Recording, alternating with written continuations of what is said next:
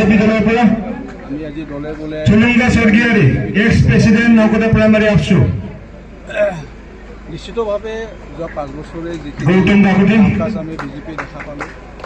ইয়াৰ পিছত ৰামচাজাৰ চন্দন দেৱনাথ বিজেপি দলৰ পৰা চন্দন দেৱনাথ ডাঙৰীয়া আমি আদৰিছোঁ।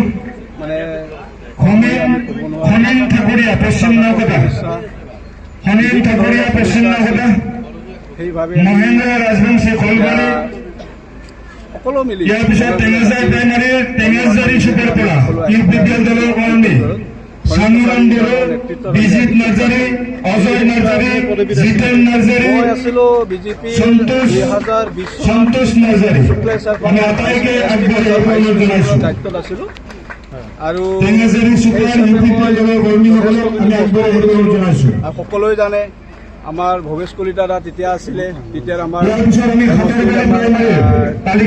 পৰ্যবেক্ষণ কৰিছিলে, গোটাইখিনি চাইছিলে। কিন্তু যোৱা 5 বছৰ যিখিনি আমি দেখিলোঁ কিন্তু সেইখিনি কিন্তু আমি আশা কৰিছিলোঁ, এই আশা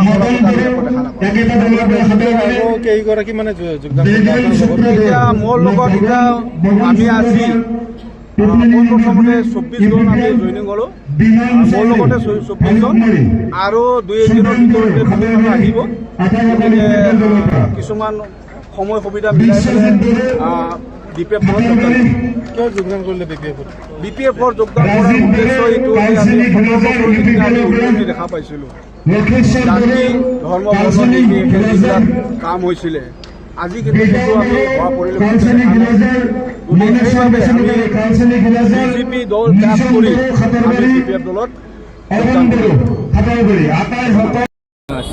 কিন্তু মই আজি BPF-ত যোগদান কৰাৰ মোৰ হেৰি আছে, কাৰণ কিয়নো ৰণেন্দ্ৰ নাৰ্জাৰী বিজেপি এটা কেণ্ডিডেট আছিল, তেখেতে ৰাইজৰ কাম কৰা মানুহ নহয় ই। কাৰণ ই আমাৰ নাথকুছি এলেকা বা বালাপাৰা বা ইফালে বনবাৰী নাথকুছি এলেকাত যিখিনি BPF সময়ত গণেশ কছাৰী ছাৰে 2-এটা শিল চিটাই পেলাই থৈছিল, ঠিক এনেকুৱাই আজি তাৰিখতো ইটো ৰাস্তাই হৈছে। আজি তাৰিখত 4 চকা এখন যাব নোৱাৰে। তাৰ কাৰণে 70 বছৰৰ হেৰিত গণেশ কছাৰী ছাৰে যিখিনি কাম কৰিছিল, বহুতখিনি কাম কৰিছিল, হয়তো আজি তাৰিখত বিজেপি ৰণেন্দ্ৰ নাৰ্জাৰীয়ে আজিও লাগে কাম কৰিব পৰা নাই। ই নিজৰ ব্যক্তিগত চিন্তা কৰা মানুহ, কাৰণ মই বেয়া বুলি কোৱা যোৱা নাই, বিজেপি দলক মই বেয়া বুলি কোৱা যোৱা নাই। কিন্তু ৰণেন্দ্ৰ নাৰ্জাৰী এজন বিজেপিৰ EM হিচাপে যোগ্যতা নাই। EM হোৱাৰ ৰণেন্দ্ৰ নাৰ্জাৰী কাৰণ কোনো আজি তাৰিখত কাম কৰা মানুহ নহয়।